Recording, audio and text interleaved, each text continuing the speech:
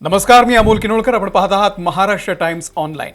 हित वचन नहीं तूने माना, मैत्री का मूल्य न पहचाना, तो ले मैं भी अब जाता हूँ, अंतिम संकल्प सुनाता हूँ, याचना नहीं अब रण होगा, जीवन जय या के मरण होगा. कवी रामधारी सिंह दिनकर यांच्या या कवितेतल्या ओळी आहेत. सगळ्यांनी कधीतरी या ऐकलेल्या असतीलच. आज या ओळींनी आजच्या या व्हिडिओची सुरुवात करण्यामागचं कारण आहे की आज DGMOची तिन्ही सैन्य दलाची एक संयुक्त पत्रकार परिषद पार पडली.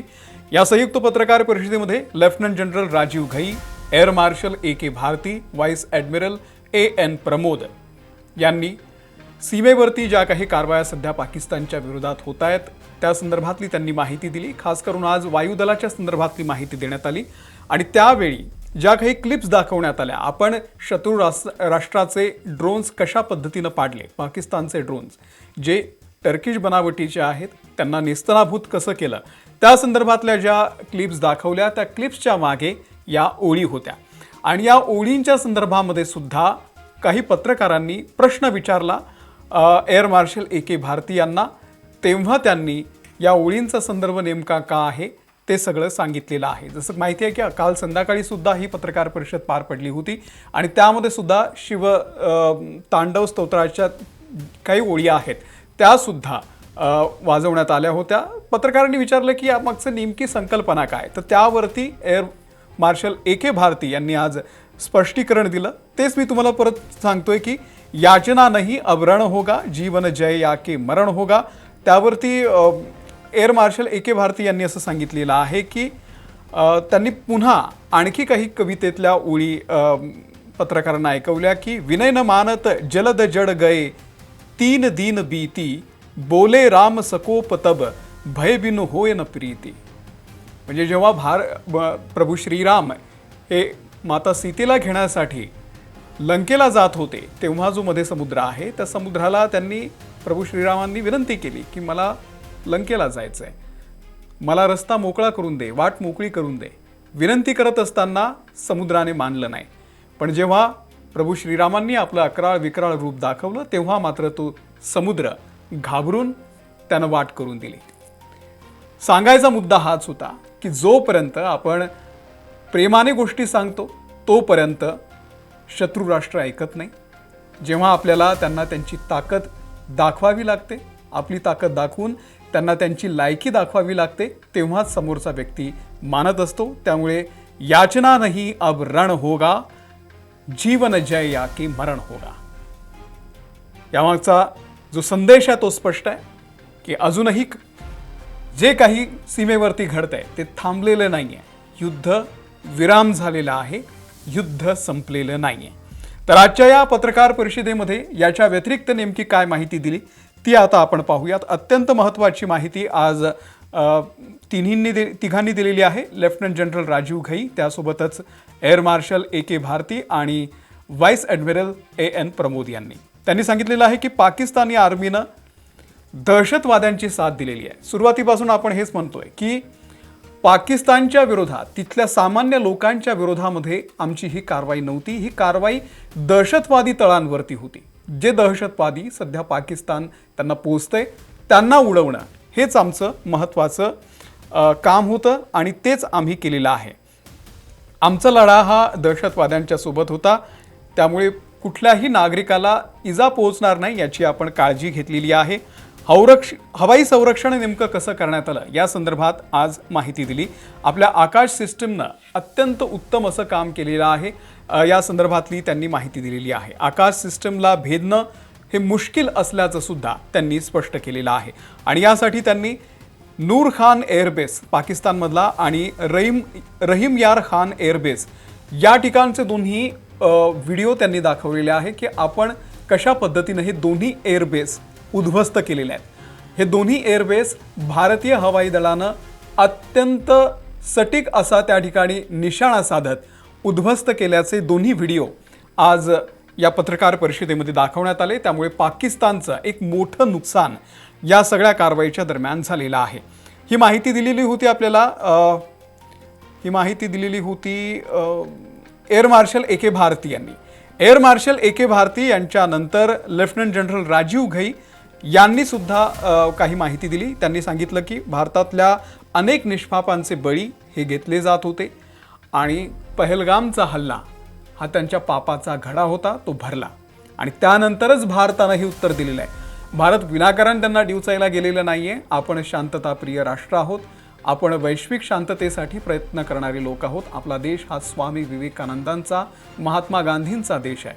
पण जर आपल्या विरोधात कोणी कारवाई करत असेल, आपल्याला डिवचत असेल, तर आपण छत्रपती शिवाजी महाराज, भगतसिंग, सुभाषचंद्र बोस यांचेही वारसदार आहोत, हे विसरता कामा नये. आपल्या हद्दीतून आपण वार केलेले आहे, ते सुद्धा तसे करणार होते हे आपल्याला माहीत होतं. त्यामुळे आपण आपल्या एअर डिफेन्स सिस्टम या आधीपासूनच सज्ज ठेवलेल्या होत्या, ही सुद्धा माहिती लेफ्टनंट जनरल राजीव घई यांनी दिलेली आहे.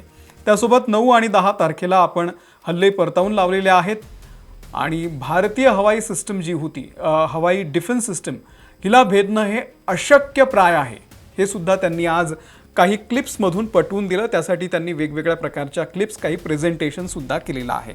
लेझर गनना आपण पाकिस्तानी ड्रोन, जे टर्किश बनावटीचे ड्रोन आहेत, ज्याची खूप चर्चा होतीये, ते सगळे ड्रोन्स निकामी केलेले आहे.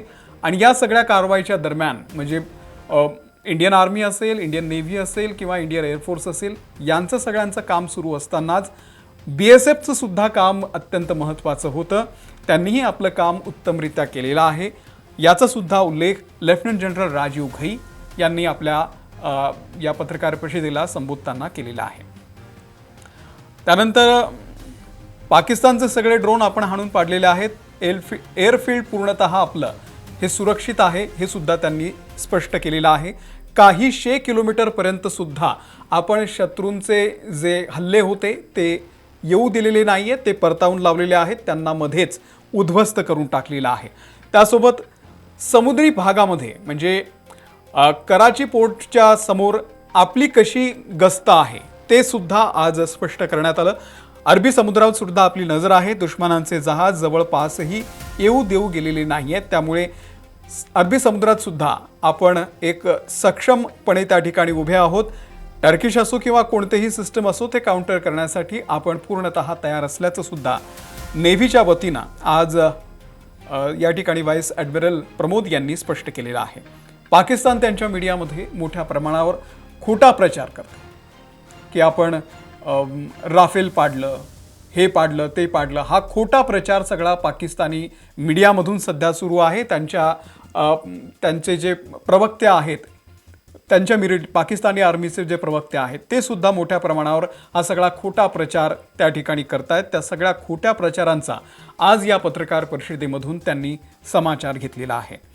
आपण किती विमानं वापरली ते आपण सांगू शकत नाही, असं या ठिकाणी स्पष्ट करण्यात आलं.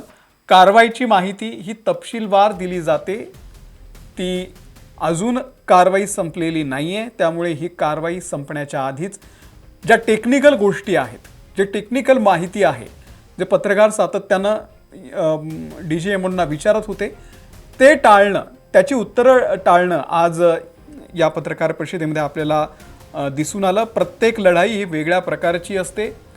ही लढाई वेगळ्या प्रकारची आहे कारण यामध्ये वेगवेगळ्या प्रकारच्या सिस्टम, आधुनिक तंत्रज्ञान वापरलं जाते. ड्रोन असेल किंवा इतर काही हल्ले असतील, ते सुद्धा या प्रकारे होत आहेत. त्यामुळे आपणही तांत्रिकदृष्ट्या सज्ज आहोत कुठल्याही पद्धतीचा हल्ला परतवून लावण्यासाठी. यासाठीच ही पत्रकार परिषद आजची झालेली आहे. सरगोधाच्या डोंगरासंदर्भात सुद्धा प्रश्न भारतीय सेनेला विचारण्यात आला, तो सुद्धा त्यांनी टाळलेला आहे. कारण या सगळ्या टेक्निकल गोष्टी आहेत, यामध्ये बोलणं हे योग्य नाही. परंतु आजची ही जी पत्रकार परिषद आहे, यामध्ये कवी रामधारी सिंह दिनकर यांच्या ज्या कविता आहेत, त्या कवितांच्या ओळी त्यांनी बाहेर आणली. कारण याचना नहीं अब रण होगा, जीवन जय या के मरण होगा. म्हणजे आता यापुढे पाकिस्तानला कुठल्याही पद्धतीची विनवणी होणार नाही. विनवणी तर आपण करतच नव्हतो, पण जे प्रेमाने सांगणं असतं म्हणताना, जसं कृष्ण हा दुर्योधनाला सांगत होता की हे असं करू नकोस, तसं करू नकोस, तुझेच भाऊ आहेत, त्यांच्यासोबत लढू नकोस, तरीही तो ऐकत नसताना जे कृष्ण दुर्योधनाला सांगतो की हित वचन नाही तू ने माना, की तू मी सांगितलेल्या चांगल्या गोष्टी ऐकतल्या नाहीयेस, मैत्री का मूल्य न पहचाना, तो ले मैं अब जाता हूँ. आता मी तुला जास्त समजवणार नाही, मी आता जातोय. अंतिम संकल्प सुनाता हूँ, शेवटचा संकल्प तुला सांगतोय की याचना नहीं अब रण होगा. आता यापुढे सांगणार नाही, आता यापुढे युद्ध होईल. जीवन जाय या की मरण होगा, विजय होईल किंवा मरण पत्करेल. हा संकल्प कृष्णानं कौरवांना ऐकवलेला होता आणि तोच आज एअर मार्शल ए.के. भारती यांनी पाकिस्तानला ऐकवलेला आहे. त्यामुळे पुढच्या काळात काय कारवाई होते ते सुद्धा पाहणं महत्त्वाचं आहे. या व्हिडिओमध्ये इथेच थांबतोय. नेमक्या काय कारवाया होत आहेत, पत्रकार परिषदेमधून नेमकी काय माहिती आपल्या समोर येते, त्या संदर्भातले व्हिडिओज मी तुमच्यापर्यंत अशाच छोट्या छोट्या व्हिडिओच्या माध्यमातून पोहोचवत राहीन. धन्यवाद.